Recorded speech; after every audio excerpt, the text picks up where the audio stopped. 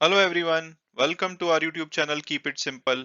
आपने शायद अभी तक न्यूज़ में सुन लिया होगा कि एसबीआई के former chairman mister Pradeep Chaudhary ji को किसी एनपीए रिकवरी के मामले में अरेस्ट कर लिया गया है। इनको पिछले संडे 31 अक्टूबर को अरेस्ट किया गया था। तो हम इस वीडियो में बहुत ही आसान भाषा में डिस्कस करेंगे कि ये सारा मामला क्या है। क्या प्रदीप चौधरी जी किसी फ्रॉड में इन्वॉल्व थे या इनको अरेस्ट करने की कोई और वजह है। तो आगे बढ़ने से पहले अगर आपने अभी तक चैनल को सब्सक्राइब नहीं किया तो प्लीज सब्सक्राइब करके हमें मोटिवेट कीजिए। तो सबसे पहले अगर इस न्यूज़ के बैकग्राउंड को समझा जाए, इन केस आप इसको पूरी तरह से फॉलो नहीं कर रहे हैं, तो मिस्टर प्रदीप चौधरी जो कि एसबीआई के फॉर्मर चेयरमैन हैं, ये अप्रैल 2011 से सितंबर 2013 के बीच में एसबीआई के चेयरमैन थे। इनको पिछले संडे यानी कि 31 अक्टूबर को इनके न्यू दिल्ली के घर से अरेस्ट कर लिया गया। और अरेस्ट किया गया जब इनकी बेल एप्लीकेशन एक जैसलमेर के मजिस्ट्रेट कोर्ट ने रिजेक्ट कर दी। तो जब बेल एप्लीकेशन रिजेक्ट हो गई तो जैसलमेर पुलिस आई और इनको इनके घर से अरेस्ट करके ले गई। तो अब इनके ऊपर आरोप क्या है जिसकी वजह से इनको अरेस्ट किया गया है। तो आरोप ये है कि जब ये चेयरमैन थे एसबीआई के, तो इन्होंने एक जब लोन बेड डेट हो गया था, उसमें रिकवरी नहीं हो रही थी, तो उसको अल्कमिस्ट असेट रिकंस्ट्रक्शन कंपनी को ट्रांसफर कर दिया था। बाद में इस असेट रिकंस्ट्रक्शन कंपनी ने उस लोन को सॉरी उस असेट को बेच दिया। और उसको जो बेचा गया वो आरोप लगाया जा रहा है कि वो बहुत सस्ते में बेचा गया। उसकी एक्चुअल वैल्यू 200 करोड़ थी जबकि उसको सिर्फ 25 करोड़ में बेचा गया। तो ऐसा बोला जा रहा है एलिगेशन में कि भाई इन्होंने उसमें कुछ पर्सनल गेन की वजह से उसको बहुत ही सस्ते में बेचा है। और प्रदीप चौधरी जी जब एसबीआई से रिटायर हो गए तो इन्होंने जो एल्केमिस्ट है उसके बोर्ड ऑफ डायरेक्टर के पद पे ज्वाइन किया। हालांकि अभी बात की जाए तो ये बहुत सारी कंपनी के इंडिपेंडेंट डायरेक्टर हैं, जैसे कि CSC, first source, Spencer's retail, Cosmo films, visa steel और मुथूट फाइनेंस। तो एक तो इन्होंने उस कंपनी को ट्रांसफर किया एनपीए लोन और बाद में उसी के चेयरमैन पे ज्वाइन कर लिया। तो उसमें एलिगेशन लगाया जा रहा है कि कोई इनकी पर्सनल गेन लेने की इंटेंशन रही थी।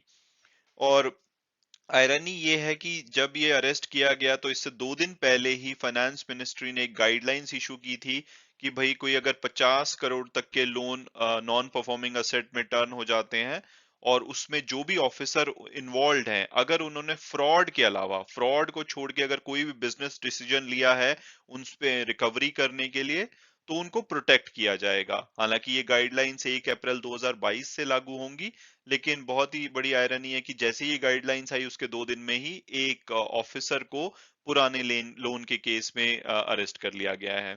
और इससे बैंकिंग इंडस्ट्री पूरी तरह से हिल गई है और उनका कहना है कि भाई ये जो अरेस्ट है ये बहुत ही गलत है। इसमें कोई भी फॉर्मल समन इशू नहीं किया गया, कोई नोटिस नहीं दिया गया और ये बहुत पुराना लोन है। और इससे क्या होगा कि बैंक के लोग आगे डरेंगे किसी भी लोन को सैंक्शन करने में या उसको रिकवरी प्रोसेस स्टार्ट करने में। तो अब अगर हम पूरा मामला शुरू से समझें तो गोदावन ग्रुप ने 24 करोड़ का लोन लिया था स्टेट बैंक ऑफ इंडिया से एक होटल प्रोजेक्ट के लिए, गढ़ राजवाड़ा जिस प्रोजेक्ट का नाम था। ये जैसलमेर में एक होटल बनाना चाहते थे, उसके लिए 24 करोड़ का लोन इन्होंने 2008 में लिया था। और इसमें जो होटल प्रोजेक्ट के डायरेक्टर्स थे और राठौर फैमिली थी वो पर्सनल गारंटर थे इस लोन के। और ये 3 साल तक, जब 2008 में ये लोन लिया गया तो 3 साल तक ये प्रोजेक्ट कंप्लीट नहीं हुआ और जो इनके मेन प्रमोटर थे इस होटल प्रोजेक्ट के, उनकी 2010 अप्रैल में डेथ हो गई। तो जब उनकी डेथ हो गई उसके बाद वो पेमेंट नहीं आ रही थी, उनकी इंस्टॉलमेंट नहीं आ रही थी बैंक को, तो बैंक ने उस लोन को एनपीए घोषित कर दिया। ये नॉर्मल प्रोसेस है कि अगर 90 दिन तक किसी भी लोन की इंस्टॉलमेंट नहीं आती है, रीपेमेंट नहीं आती है, तो उसको एनपीए घोषित कर दिया जाता है। उसके बाद एसबीआई ने बहुत कोशिश की कि किसी तरह से इस प्रोजेक्ट को शुरू किया जाए, अपने पैसे रिकवर किए जाएं। लेकिन जब ये सक्सेसफुल नहीं हुआ तो उन्होंने अल्कमिस्ट असेट रिकंस्ट्रक्शन कंपनी को चौधरी जी के टेन्योर में, जब वो चेयरमैन थे एसबीआई के, उनके टेन्योर में इस कंपनी को ट्रांसफर कर दिया। और बाद में 2017 में इस जो असेट है इसको एक नॉन बैंकिंग फाइनेंशियल कंपनी ने खरीद लिया। और ये बिल्कुल रेगुलर प्रैक्टिस है, रेगुलर प्रोसेस है कि जब भी कोई लोन बेड डेट हो जाता है तो उसको कोशिश की जाती है कि भाई उससे कुछ रिकवरी की जाए। अगर रिकवरी पॉसिबल नहीं होती या उसके चांसेस बहुत ही कम होते हैं, तो उनको एक असेट रिकंस्ट्रक्शन कंपनी को ट्रांसफर कर दिया जाता है, अपनी बुक से हटा दिया जाता है और कोशिश की जाती है कि वो कंपनी कुछ उसको रिकवर करे, या तो असेट बेच के या किसी तरह से पैसे की रिकवरी करे बैंक के लिए। और बैंक का कहना है कि उन्होंने इस प्रोजेक्ट को कंप्लीट करने की बहुत कोशिश की, किसी तरह से इस प्रोजेक्ट को रिवाइव किया जाए और ताकि वो अपने ड्यूज रिकवर कर पाए, लेकिन उनके सारी एफर्ट के बाद भी कोई इस प्रोजेक्ट में उम्मीद नहीं लग रही थी कि ये आगे प्रोग्रेस करेगा।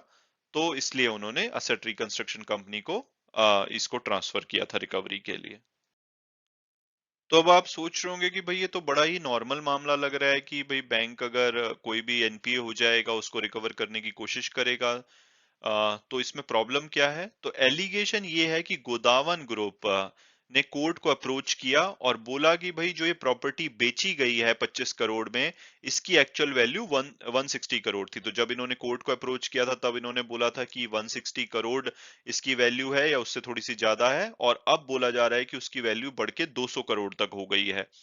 तो जो प्रदीप चौधरी जी पे एलिगेशन है, उनके ऊपर ये एलिगेशन है कि इतनी महंगी प्रॉपर्टी जिसकी की करंट वैल्यू 200 करोड़ है, उसको सिर्फ 25 करोड़ में बेच दिया गया, और जो बैंक का लोन था वो 24 करोड़ था।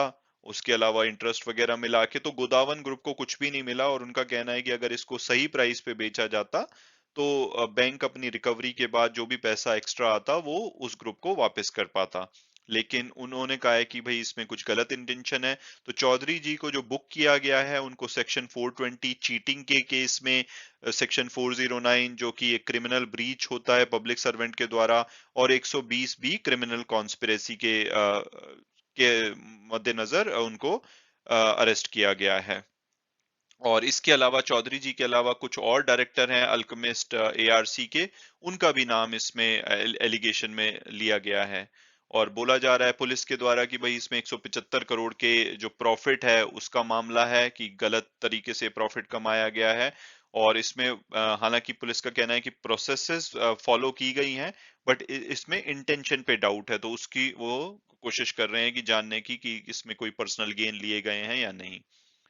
और अभी तक ये पूरी तरह से क्लियर नहीं है कि जो प्रतीप चौधरी जी को अरेस्ट किया गया है वो उनके एज ए एसबीआई चेयरमैन के रोल के लिए अरेस्ट किया गया है जब एआरसी को ये ट्रांसफर की गई थी एनपीए, या जब वो एल्केमिस्ट के बोर्ड पे थे तब उन्होंने कोई ऐसा डिसीजन लिया जिसकी वजह से अरेस्ट किया गया है। हालांकि अगर ये बोला जाए कि भाई उसी कंपनी पे चले गए, उसी बोर्ड पे जिनको कि इन्होंने लोन ट्रांसफर किया था, तो ये बड़ी ही नॉर्मल प्रोसेस है। जब भी बैंक के लोग रिटायर होते हैं तो ये एआरसीज उनको हायर करती हैं उनके एक्सपीरियंस के बेसिस पे। तो अब अगर बात की जाए कि भाई एसबीआई और अल्केमिस्ट इसके बारे में क्या बोल रहे हैं, तो दोनों ही कंपनीज ने बोला है कि भाई वो अपनी प्रोसेस में बहुत ही फेयर और ट्रांसपेरेंट थे। उन्होंने बैंक के हित में जो भी जरूरी था, जो भी रेगुलर प्रोसेस थी उसको फॉलो किया ताकि उसको रिकवरी की जा सके नॉन परफॉर्मिंग असेट की। और उन्होंने कहा है कि एज ए नेक्स्ट स्टेप वो जैसलमेर डिस्ट्रिक्ट कोर्ट में जाएंगे और जो बेल रिजेक्ट हुई है मिस्टर प्रदीप चौधरी की उसको चैलेंज करेंगे ताकि उसको रिवर्स किया जा सके। इसके अलावा वो एक रिव्यू पिटीशन भी डालेंगे कोर्ट में, जो कि दूसरे डायरेक्टर्स को अरेस्ट करने के लिए उनका भी नाम उसमें लिया गया है। तो वो अपनी तरफ से कोशिश करेंगे, और उनका कहना है कि उनकी तरफ से कोई गलती नहीं की गई है।